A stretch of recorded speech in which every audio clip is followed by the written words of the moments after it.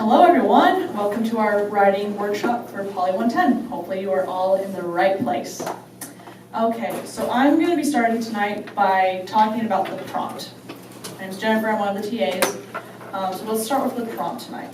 Okay, this is the first thing you do whenever you get an assignment on a paper, right? This is how you get introduced to the assignment. So the first thing you want to do when you get the assignment is to read through the prompt. So the first time I read through a prompt, I just read through it to get myself acquainted with the assignment, just to kind of introduce myself and figure out what it is I'm being asked to do. And then after I do that, I read it through again. So this time I mark what I'm being asked to do. So I like to number things. I'll go through and be like, okay, so these are the questions I'm supposed to answer, and I'll number them so that I can give myself an order, okay? But you can find a system that works for you. Some people like to highlight, some people like to underline, letter them, whatever works best for you, okay? So let's give it a try. So this was the prompt from your first paper. I'm going to be using that as an example tonight of how I would have broken down the prompt if it had been me doing the assignment, okay? So the first paragraph is just introduction. It talks about, this is Dahl's argument. He says that the Constitution needs to be more democratic. Hal and Moe say that it was designed for a bygone era. It's just introduction to get used to the assignment. Okay, so you can read that through pretty quickly and go into the second paragraph, which is where you really want to focus, because that's where you're going to get your assignment and the task that you're supposed to do. So when you read it through, the first thing I see is provide your answer to this question. Should the changes proposed by Dahl and Hal and Moe be made, or should the Constitution remain as it is? Okay, that should have been the very first thing you should have seen and marked when you were writing your first paper. This will also help you determine what your thesis is going to be. Okay, so the question in the prompt is going to be what your thesis is. You want to be making sure your thesis responds to this question. Okay, the next thing you should have noticed is Dahl and Hal and Moe. So should these changes be made? Some people kind of left them out now and again, or they didn't talk about the arguments and left them out, or they weren't cited. If they're included in the question, you should be addressing their arguments. So don't just bypass them and say that, oh, the Constitution should remain it is. You want to take into account, should the changes proposed by these authors be made? Okay, so that's the first thing that we noticed when we were grading papers. Okay, the next part you should have seen is, in your answer, include a defense of the Constitution as James Madison and the founders would make, and then these are just the sources that you can draw upon to answer. You should have used the Federalist Papers, numbers 10 and number 51, and then you could have used the textbook or class lectures to also help your argument along. But this is where, sadly, a lot of people fell short. So it says include in your answer a defense of the Constitution, but a lot of people just kind of left Madison out, or they threw him in like once or twice. But make sure when we ask you in a prompt to include something in your paper that you do it and you put a lot of emphasis on it, okay?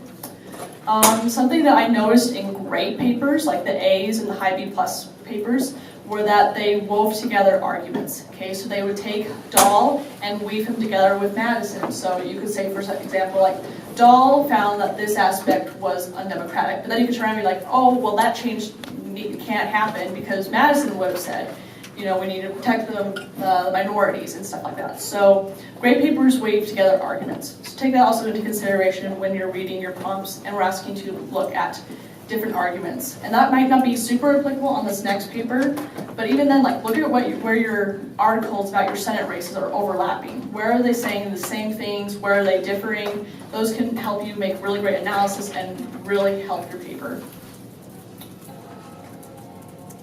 Okay, so yeah, and then again, these were just like the things you could have used to help defend the Constitution as Madison were. They were just the resources we gave you to use. Okay, so are there any questions about breaking down the prompt? Yes, go ahead. Robert, can we get the mic up here? I have a question.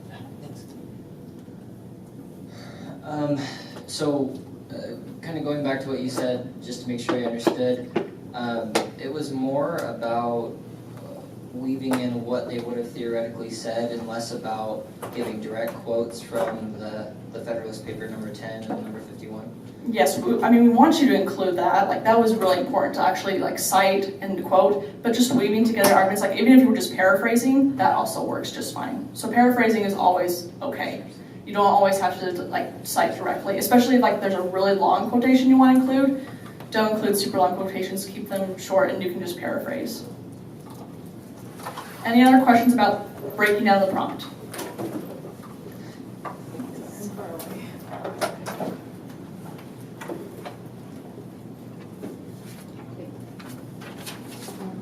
Okay, so the prompt like itself, like the question is like, should the changes proposed by all these people be made? So like, if you agreed that the changes should be made and you were like kind of like arguing against Madison, then how would you incorporate like a defense from Madison? So you can, it's fine for you to say like, Madison would have said this, but I disagree based off what Hal and Mo said. Like maybe you were arguing that we should have a stronger executive. And that way you can use Madison, it's just like, you can just have a counter argument against him, if that makes sense. Good question. Any other ones about the prompt? Okay. If not, we're going to be moving into talking about thesis statement. Okay. Can someone tell me what a thesis statement is? Why do we bother talking about one? Yes? Pass it the mic. Yeah, that'd be great. A thesis statement is a summary of what you're kind of arguing almost. It's saying, this is my opinion, not opinion, but this is what I think about this question, or this is my answer to the question. Perfect, yes, it's the claim that you're going to be making in your paper. Awesome. Why do you need to have one? Because unfortunately, I did read some papers that didn't really have a clear thesis statement. So why do we have one in the first place? Yes, can you pass the mic back there? Yes, thanks, Mary. We need a thesis statement because it provides direction for the author and the audience. The audience sees what arguments they should be looking out for and what evidence they should be looking out for, and it gives clear direction to the argument. Perfect, thank you. So it provides exactly what you said, the organization for your paper. As a TA, when I'm grading, the first thing I'm looking for is your thesis, because your thesis is going to tell me how the rest of your paper is organized. If you don't have a thesis statement, then I'm just kind of left to wondering, excuse me, what you're going to be talking about, and then I just have to kind of make up your thesis for you as I read, if that makes sense. So make sure you have one for your organization. Good. What do you need to include in your thesis? Position. Good. Position. Exactly. Position, and then just like how you're gonna like explain your position. So a thesis, like we've talked about, is just a simple declarative statement stating the main idea of your paper. Be concise and straightforward. You don't need to elaborate and go on and have all this like fluffy stuff before it. A lot of papers for paper one were like, the Constitution that came out of the Constitutional Convention of 1787 has lasted for over 200 years, and it just kind of went on, and then finally like they would get to their thesis. The thing I told all my students, and that all the TAs have been telling, like, keep your intros really short. Just be short, simple, just have your thesis and you just go. We want you to have plenty of room to talk about your points and to get through your argument. So avoid a complex sentence full of word ideas. And then, like we said, suggest both what you intend to do in the essay and your major claim on the subject. So a thesis statement is really simple, straightforward, like, example, a college education is a lifelong benefit. Perfect. Right there, I know what claim is being made here. And then indicate the organization of the essay when possible. So for example, Congress needs reform in committee structure, committee assignment, and subcommittee activity. Perfect. So the claim is Congress needs reform. Awesome, I know where your stance is. And then, when you mention committee structure, committee assignment, and subcommittee activity, I should be seeing those in your body paragraphs as I read your essay. So perfect, I already know what the organization of your essay is and how you're going to be pulling it out for me. Robert. Can you explain the difference between a thesis for paper 1 and a thesis for paper 2? Yeah, okay, perfect. Thank you. So paper 1, we were asking you, just going to go back real fast.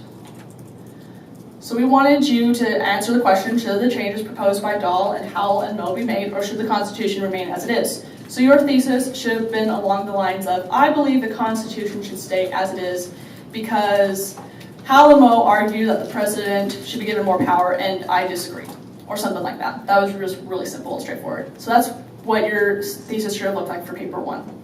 Paper 2 now is a little bit different because we're asking you to report on a Senate race. So your thesis can include a myriad of things. You can say, the Senate race in Texas is a competitive or noteworthy race because of voter turnout and media attention it's receiving. Or you can talk about the financing going on. So that could be an example of a thesis. You can also include in your thesis statement. We're asking you, I'm sorry I don't have the prompt for paper 2 up here with me, but you can also include how midterms differ from presidential elections, and that could be included in your thesis. But either way, you really need to have a thesis statement. Okay. Questions? Yes. Robert, can we get the mic over here, please?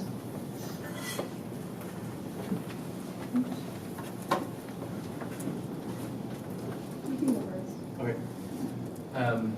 For the thesis statement in the second paper, Yeah. will we be docked if it's maybe down a little bit in the paper? Because we're first supposed to talk about, the history of, midterm elections as well as how this one differs.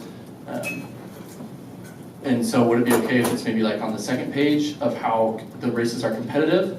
Okay. Or do we need that right up front? Be like, it's competitive. I would put it right up front. So I know the organization's a little bit different. So if it was me writing the paper, I would have my first line would be something about how midterms differ from presidential. Okay, just so I know the first paragraph you're going to be talking about is going to be how they differ, right? And then I would have a line that says my Senate race is noteworthy because, and then I would list a couple issues that I was going to talk about. That way when I get into your paper, I know, okay, first they're going to be talking about how the midterms differ, and then they're going to be talking about the Senate race. So I would still put it right up front so that way we know what you're going to be talking about and how your paper is going to be organized. That answered my question. Just a comment. Yeah. To add on to that, I think that it's also important to note that your thesis statement doesn't necessarily have to be in one sentence. Correct. It can be a thesis paragraph, kind of where you're frameworking your article. It doesn't have to be in one sentence, but be concise and clear, in the beginning of the paper about what you're talking about. Perfect. That's amazing. I totally agree. I would, just keep it short, 2 to 3 sentences. But if that whole thing is your thesis, so that way you're including all the aspects that we're asking you to answer, then for sure, that's totally fine. Robert, did you have something to add? Where paper 1 was more argumentative, this paper is going to be more analytical. So your thesis may come across more as a roadmap than a claim. Yeah, perfect. Okay, Does everyone understand that? yeah, and there'll be, I'm sure, more questions as we go on, but we're going to go over just how to framework that a little bit more. Okay, and then, that was just an example there. Okay, so here's another example prompt. It just talks about Dahl. Can I have someone read this for us? Oh, we have someone up here. Thanks, Robert. Given criticisms of the Electoral College, use of the Senate filibuster, and the court possibly overturning major legislation or executive actions, what is your assessment of Robert Dahl's arguments and how democratic is the Constitution? In your essay, identify his views on the limits on majority rule built into the Constitution and our political practices. Examples: filibuster, judicial review. What are the arguments for and against making the Constitution more responsive to majority rule? What, if anything, would you do to make the Constitution more democratic, and why? If you would not make any changes, explain why. Perfect, thanks so much. Okay, we've just talked about how to break down the prompt. So what is this prompt asking you to do? What's the first thing it's asking you to do?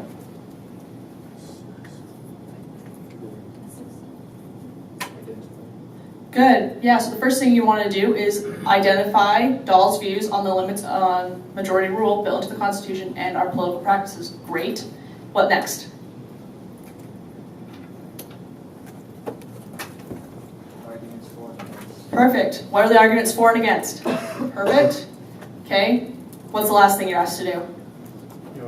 your position on that. Perfect, yeah, what if anything would you do to make it more democratic and why? Perfect. So yeah, so this is what you would do. You would identify Dahl's views on limits of majority rule, and like they specifically say, like, given the criticisms of the Electoral College to the filibuster and the court overturning legislation, so you can talk about those. You have the arguments for and against, and what would you do and why. Perfect. So if you were writing a thesis statement for this prompt, what could it look like? You don't need to give me a specific thing, just what should you be including in your thesis statement?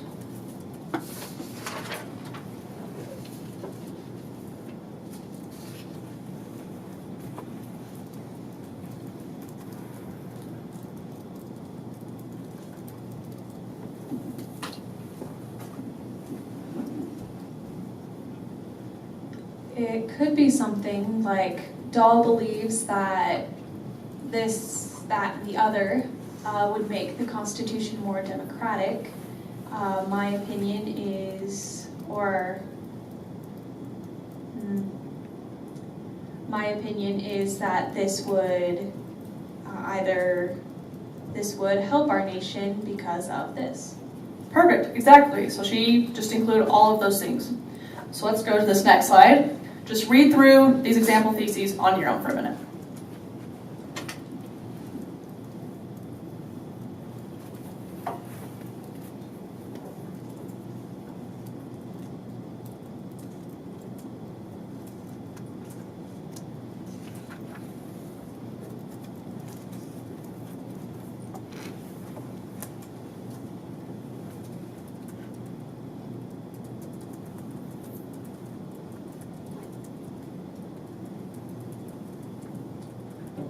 Okay, which one of these theses is the best one?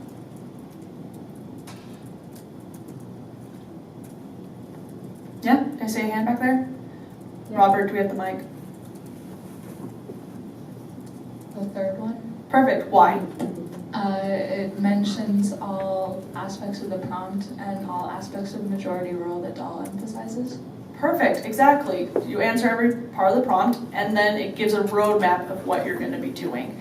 So I know Robert emphasizes how the Electoral College, Senate filibuster, and judicial limits majority rule. Okay, while he argues that the nature of majority rule adheres more directly to democratic ideals, James Madison defends limiting majority rule and that protects the people. Personally, I feel Electoral College should better reflect majority rule.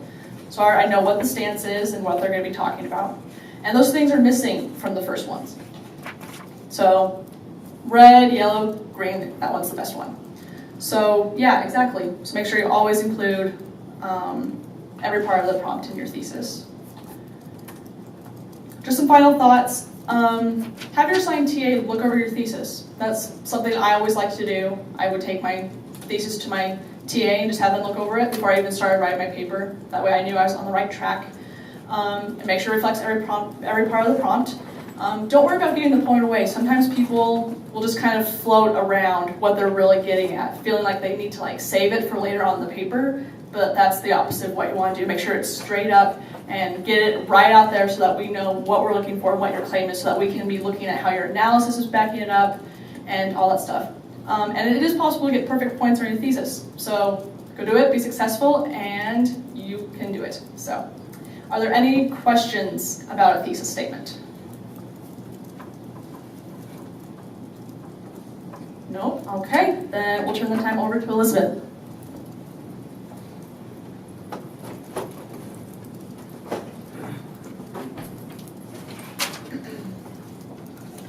Okay. So I'm going to be talking about revision and concise writing. It actually goes along really well with what Jennifer talked about. It's just expanding your thesis. So that's why we emphasize the importance of creating an outline before you start writing. And this applies not only to your typed papers, but in essays on the midterm as well. Always start with an outline so you make sure you're answering every part of the prompt. Hands down, the thing that people miss points most for is not answering all parts of the prompt. So an outline helps you do this. And we're happy to review your outlines. So if you want help breaking down the prompt, please come into office hours. Please talk to us. We'd be happy to break down the prompt for you and write an outline. And so we talked about the opening paragraph. Let's talk about topic sentences and your other paragraphs.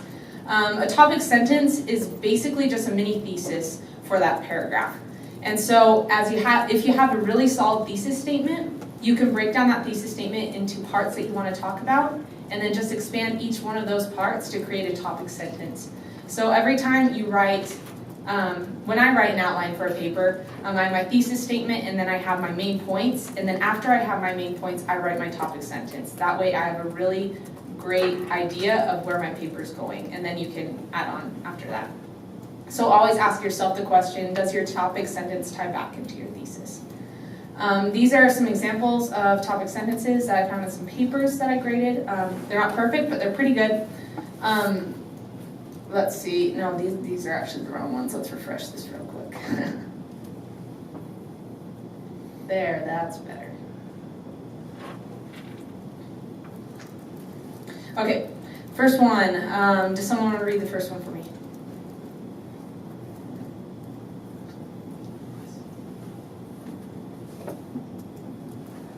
Robert Dahl argues that the Constitution is not sufficiently democratic in regards to the representation in the Senate and the Electoral College. Okay, why is this a good example of a topic sentence?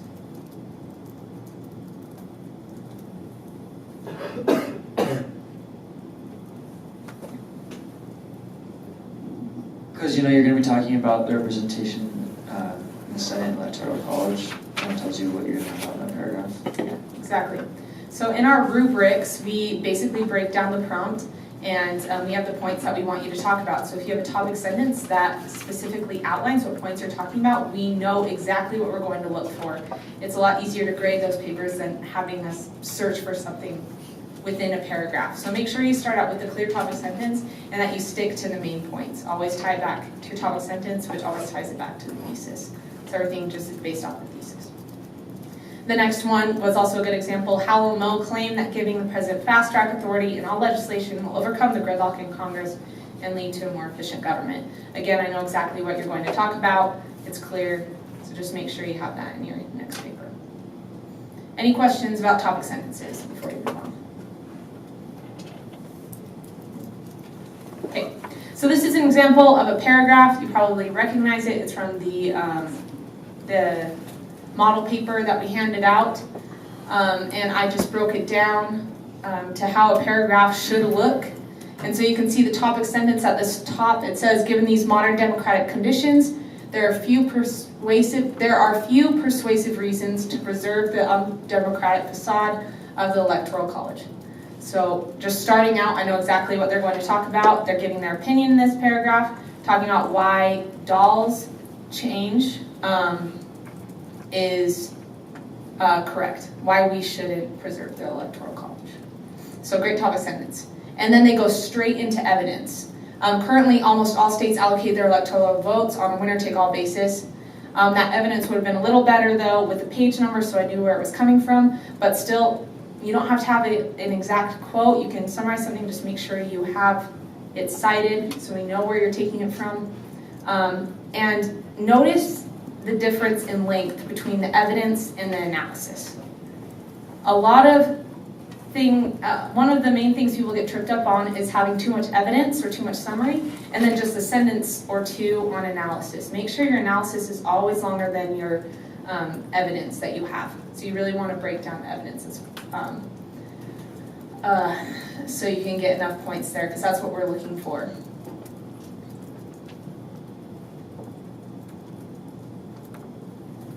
Question? Yes.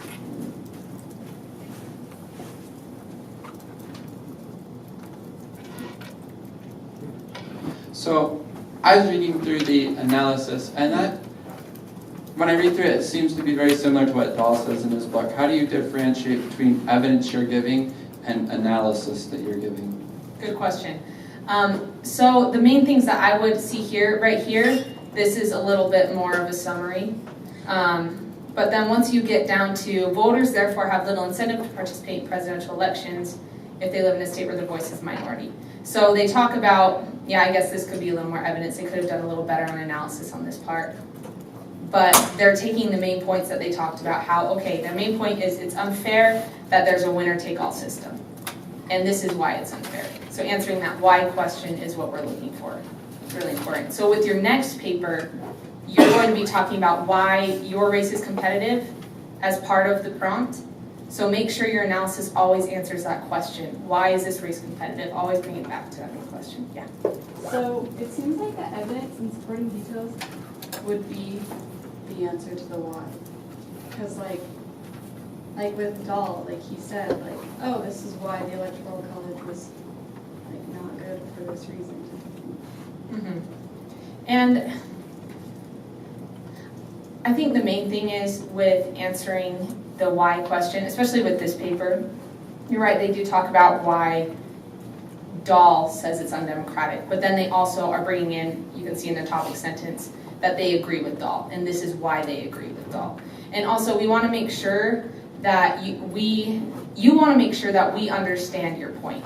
A lot of the time, you can put in evidence into a paper, and we interpret it one way, but someone else may interpret it some other way. So make sure you're giving your exact interpretation of that evidence and how it ties back, because you can't assume everyone looks at a certain quote or something exactly the same.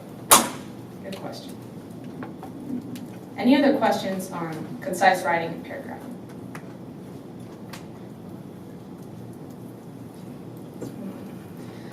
So this is the writing process. Make sure you don't just start writing, break down the prompt, have an outline, bring it to us, and then make a draft early on. The papers that I get, the students who come and show me their papers beforehand and actually implement the advice I give, especially when it's face-to-face conversation, those papers are typically much better quality. And so the key is just starting the draft early on. You have an extra week to write this paper. I would suggest having a draft ready by tomorrow or Friday, whenever your TA lab is, so you can have a more beneficial time talking to your TA about it. That really does help, because you want to go through several cycles of drafting and revising over and over again. Any questions on the writing process? Okay, I think that's it. Keep going. On this one, that's not here. Okay. Should we talk about this one, or? That's true. We'll go through this pretty fast. It sort of ties into what I was talking about for the sake of time. Sources, let's see. Let's see if there's anything we really need to talk about. Okay, this is a big one.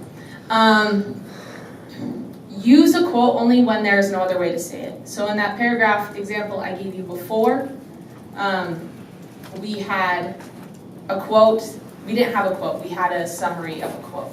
So use a quote just when you think there's no other way to say it. No block quotes. What we mean by that is just make sure the quotes or the sources you're using aren't longer than your analysis. And also no orphan quotes. Always connect every quote back to your argument. Again, what I was saying before, make sure that your evidence clearly ties back to the main point of your paper and that we can see that connection. Explain the connection even if you think it's really obvious. Just make sure you always explain the connection. Let's see. I think we can actually skip through this part.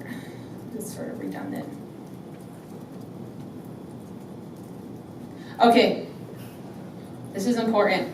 On our first paper, we didn't award points for a works cited page. We took some away if you didn't have one, but for this paper, we're having much more emphasis on works cited and in-text citations because you're doing a lot of outside research. There are a lot of points dedicated to this, so make sure you cite all your evidence and have a works cited page. We don't have a uniform system of citation that you have to use, just make sure it's consistent. The writing lab's really great on helping with citations. Just, we don't want you to lose points in that way. They're super easy points to get, so just make sure you do it. And that's the main point then. Any questions on sources? Yeah. Just for our last paper, do we have to tell like what page number? Like if we start like Dahl 13, do we have to do that, or can we just put Dahl? We didn't take off points for that, but we were a little more lenient because it was the first paper. In the future, make sure you do have a page number just so we know where it's coming from. I can repeat. How do we source the different websites? Because we're using a lot of websites, not necessarily defined books or articles. So how will we in-text cite those? There's a slide on that that's in, I'm gonna go over it. Oh, you're gonna go over? Sam will go over that. So. Any other questions on sources? Okay, let's go ahead and move to Robert.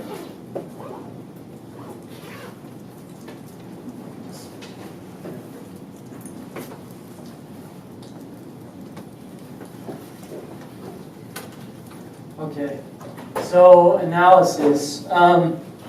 First thing I'm going to do is a little exercise. So it's going to seem mundane, but I want you to tell me the difference between this hand and this hand.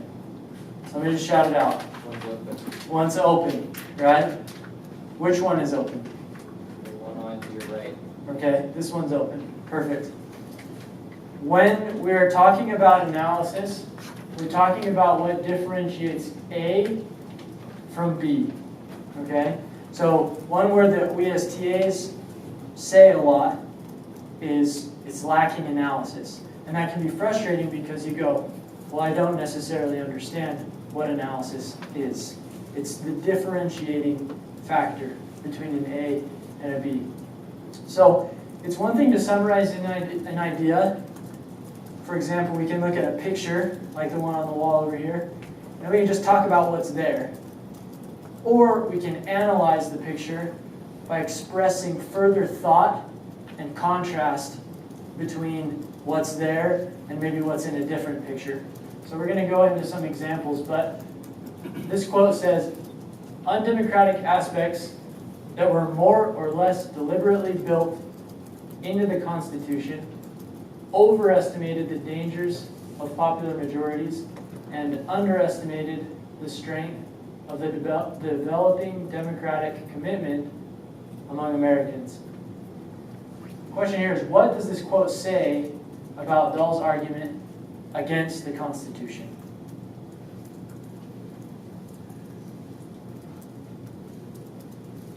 Kemi. In more or less words, he says that it was created with failing aspects of undemocratic ideals within it, that its very structure was deliberately flawed. Perfect. Great analysis of this quote. So we need to understand why this quote is important to our paper to then be able to take it and use it in our paper. Elizabeth said something fantastic. She said no orphan quotes. That means that we don't just want to throw a quote in there to throw it in. We want to understand, why is this piece of information relevant to the argument that I'm making, which Sam's going to talk about a little bit more. And then you're going to analyze that quote, comparing it and contrasting it, expanding on a particular idea therein, and that's going to allow you to develop your paper and develop your argument. So read through these two different paragraphs. They talk about similar things, and then I'm going to ask you which paragraph shows adequate analysis.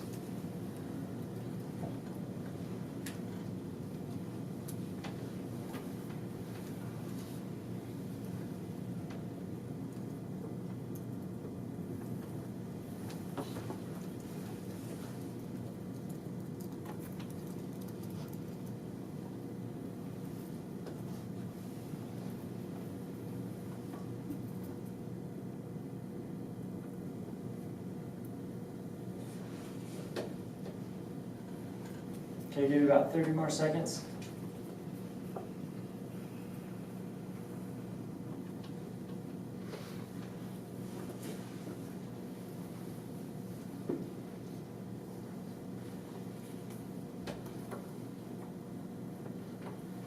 Okay, comments on the analysis in these two paragraphs.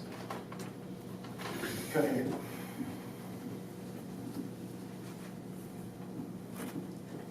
Well, it's for certain that the one on the right has more to it, but it still feels like the writing after the quote is more summary and less analysis. Why? It's just saying what Dahl feels. It's not saying what that person's position is. Good, very good. So analysis is going to be a component of your position individually. It's going to be your comment, your critique of a particular quote, maybe in the text, that is going to help you, as we said, develop your argument in the paper. Great. Any other thoughts on differences comparing and contrasting these two quotes in the back? So I think a good aspect is that the quote doesn't explicitly mention the Electoral College, but he applies it, or like whoever's writing this applies it to the Electoral College, right? And talks about Dahl's quote in the context of something very specific.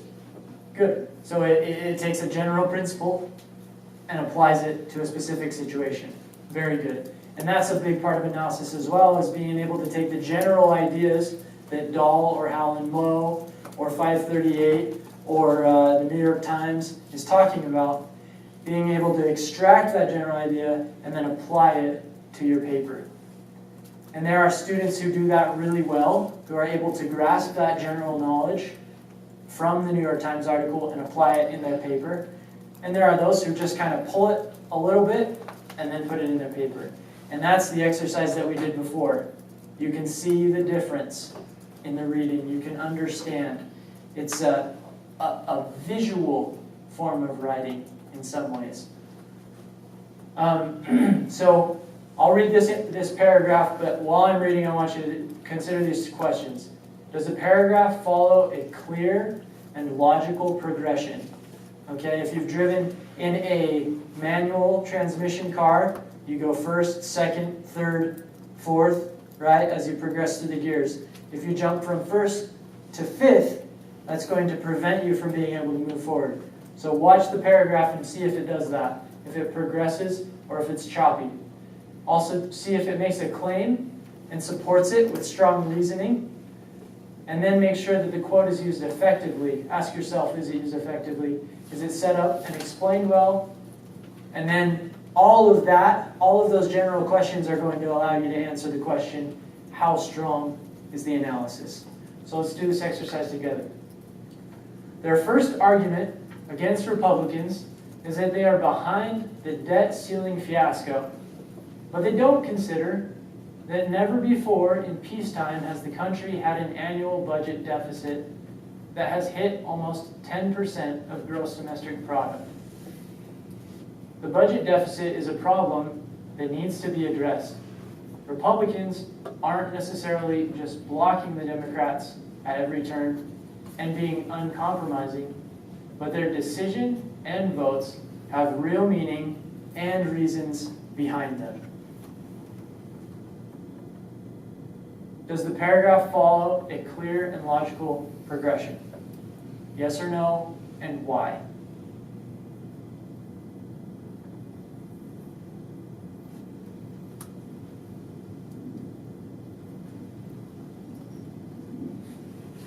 I'm going to go ahead and say no, because mostly with the second sentence, when it says, but they don't consider, I don't know if they means Republicans or the people that are arguing that. This they here? Mm-hmm. Okay. Okay. Good. Other comments?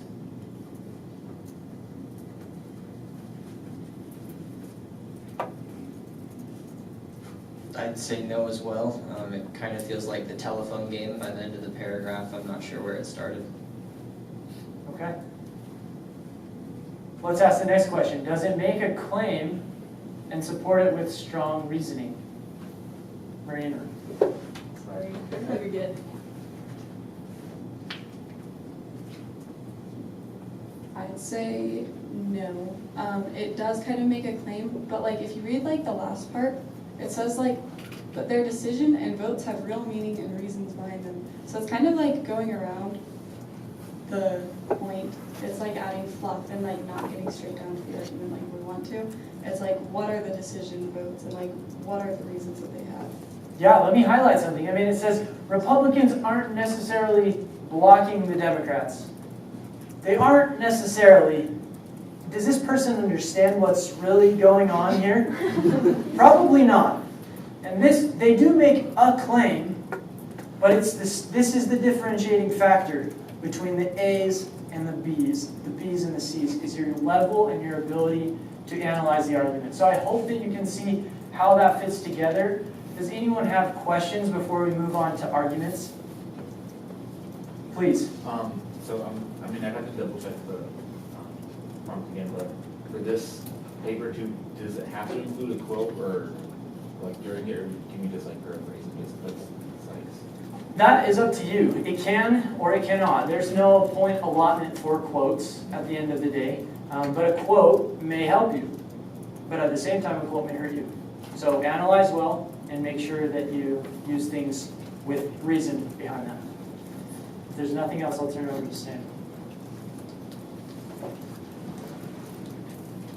All right, thanks, Rob.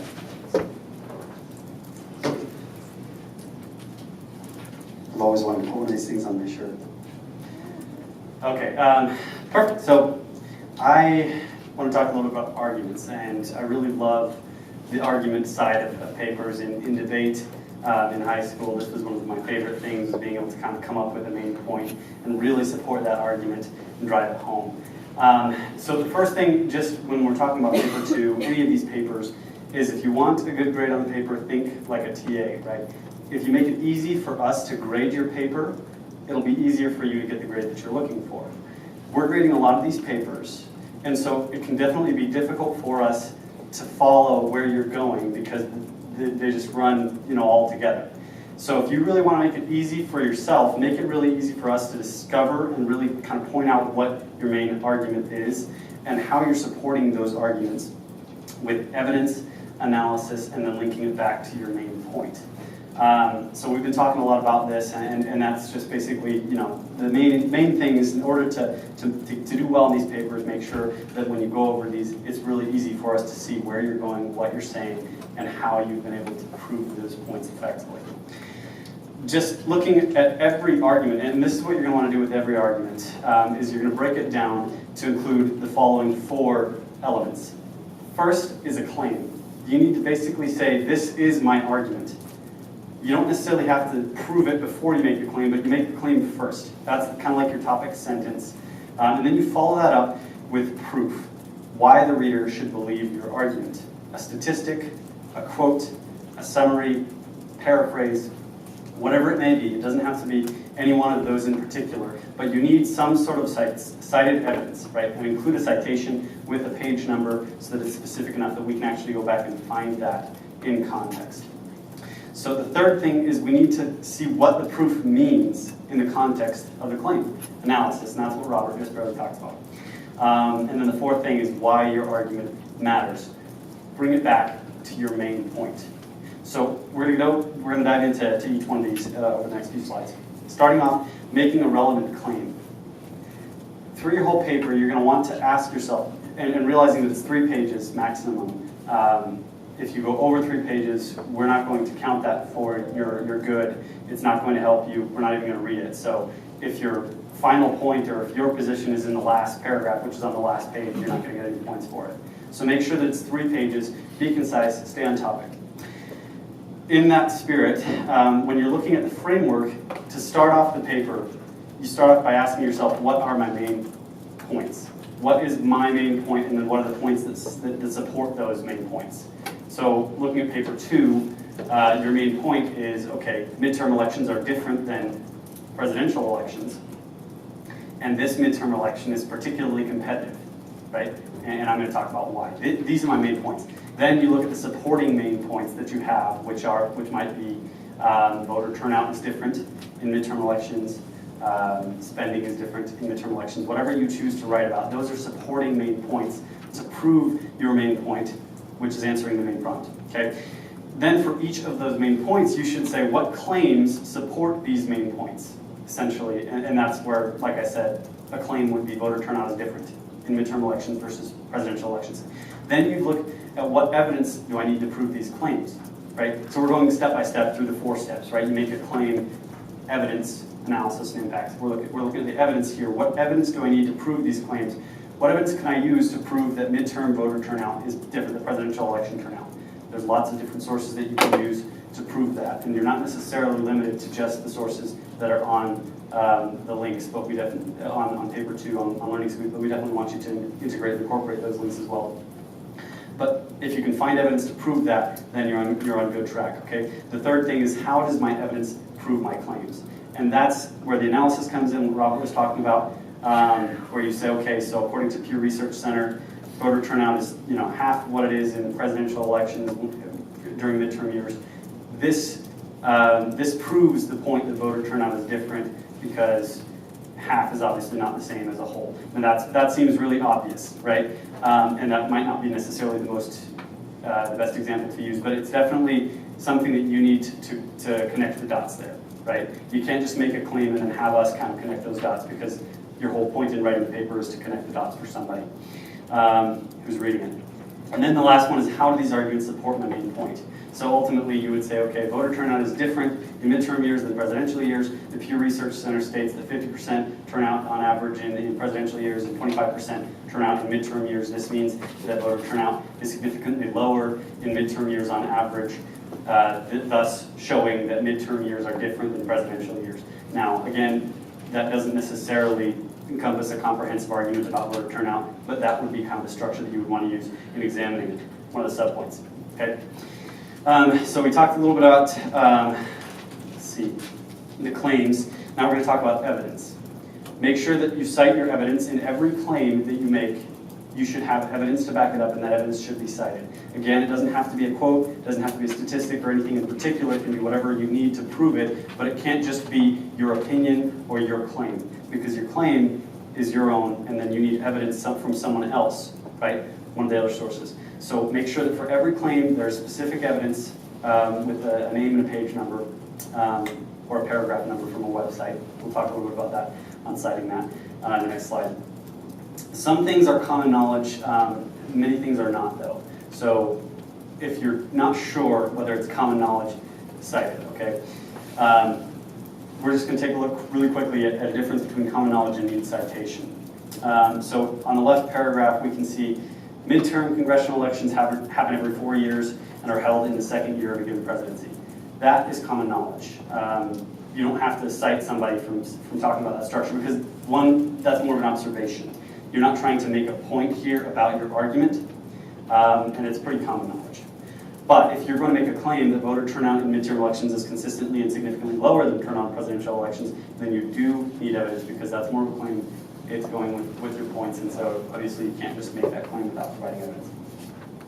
Are there any questions about when you would need to provide evidence and when you might not need to provide evidence? Okay. So citing a web page, because a lot of these sources are web pages. Purdue OWL is a great resource to see how you can cite on a works cited page in the particular format which you're writing.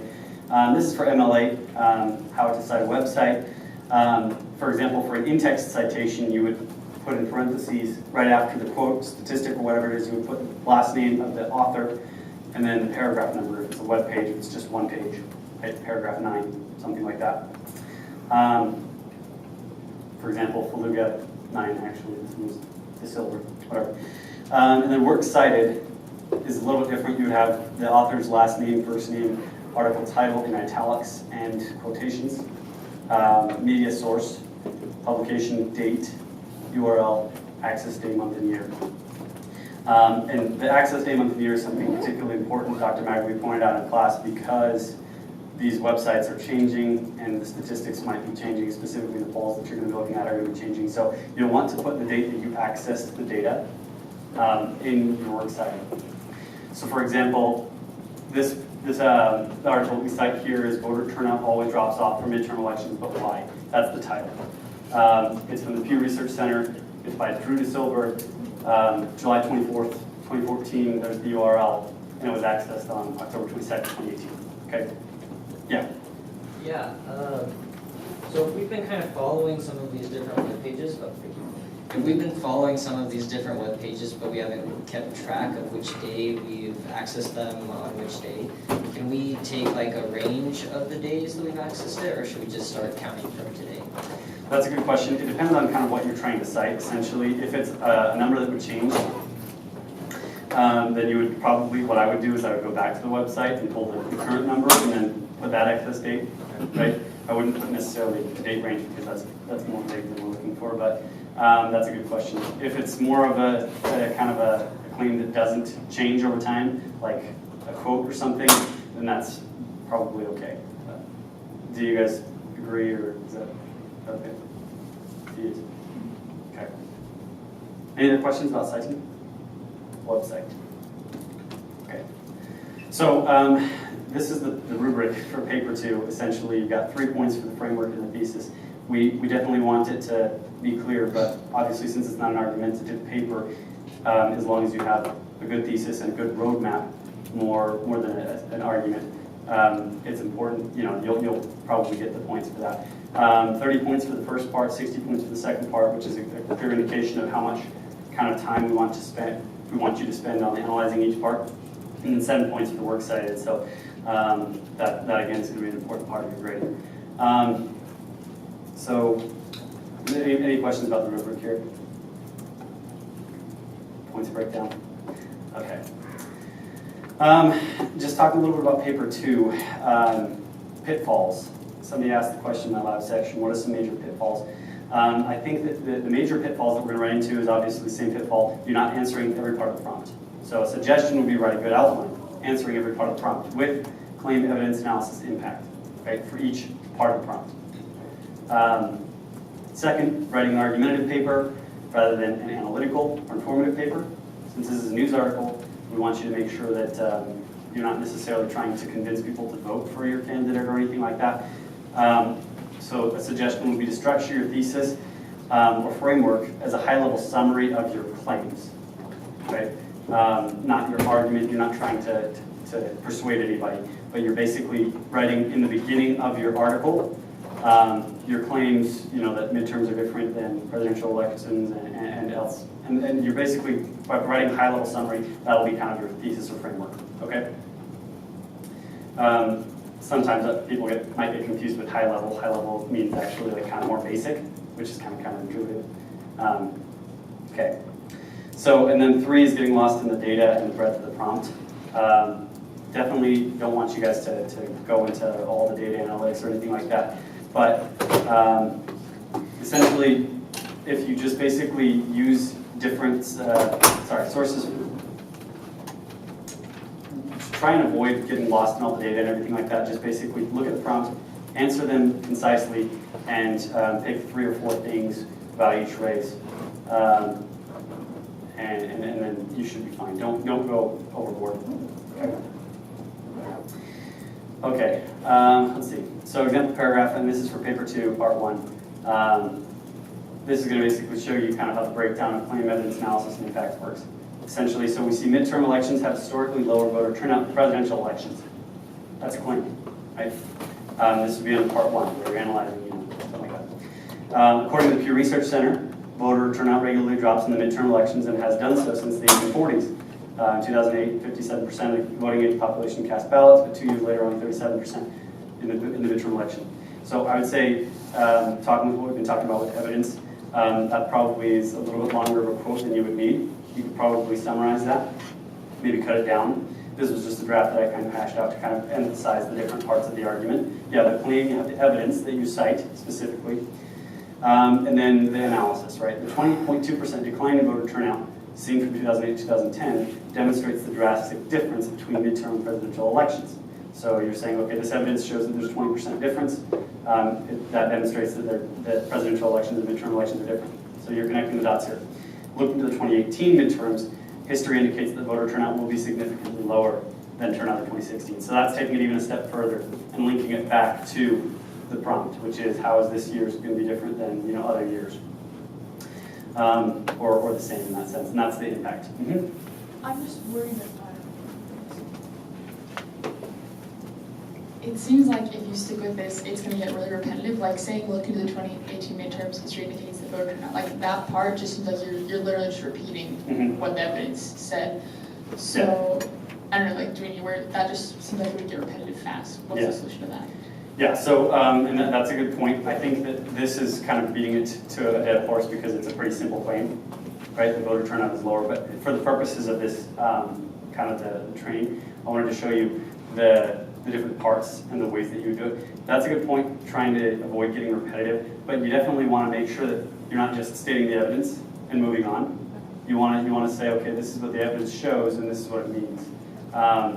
And I think that it's probably easier to kind of see that with the evidence that's provided here and with the claim being so simple here. But definitely try and make sure that it's pretty obvious what you're saying. So err on the side of more kind of being clear on what you're saying and what your argument is. Does that help? Yeah. So, since this isn't, like how you were just saying, a pitfall of this paper could be like trying to be too like argumentative, or yeah. So how do we make like these thesis statements if it's not going to be argumentative? Like what would we be saying in a thesis statement? So you're not trying to answer a question of should something or shouldn't something be done. Does that make sense? So you're not trying to argue or persuade anyone on a controversial subject. You do want to make a claim, right? And that's more informing and teaching someone than arguing a point. Do you want to follow up with a different question? So like when we're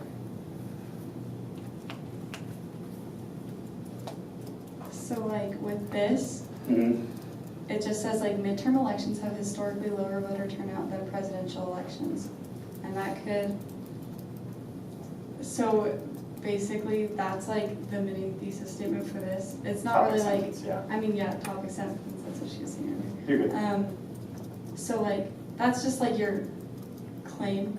Yeah. And so it's not really like, okay, that makes sense. Sorry, I had to like talk my way through. No, you're good. Got it. if it doesn't make sense, you can come talk to me afterwards. Okay, so essentially, yeah, it's not trying to convince somebody, you know, about a controversial subject. You're just analyzing the data. The data here is objective. It's pretty consensus. You know, everyone agrees that midterms are different than presidential years, but yeah. Okay, so just to wrap it all up here, summary. So first of all, learn from paper 1 so that you can improve on paper 2 and 3. If many of you felt like you didn't do as well as you would have liked on paper 1, you'll still have the chance on papers 2 and 3, and you'll be fine. If you guys do better on those, we'll drop paper 1. So don't worry about that. Don't get discouraged, and try and do better on paper 2 and 3. Answer each part of the prompt and maintain relevance. Cut out the fluff and the tangents, because you're only in 3 pages. We want to make sure that you're being clear and concise. You're answering every part. That's going to give you the best shot of doing well in this paper. Making an outline with each part of the prompt and concisely following the argument form, making a claim, providing evidence for it, and analysis. That's going to give you full points for each of your subpoints and answering all parts of the prompt. So that's the easiest way for you to kind of make sure that you're answering all the prompt, doing it fully and compellingly. And then the third point is if you need help, even if you don't need help, but you definitely want to have somebody look over it, meet with the TA or the FHSS writing lab. We'd be happy to work with you guys on your paper.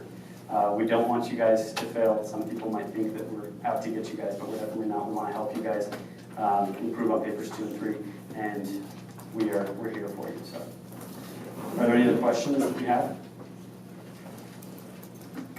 Great. Okay, thank you.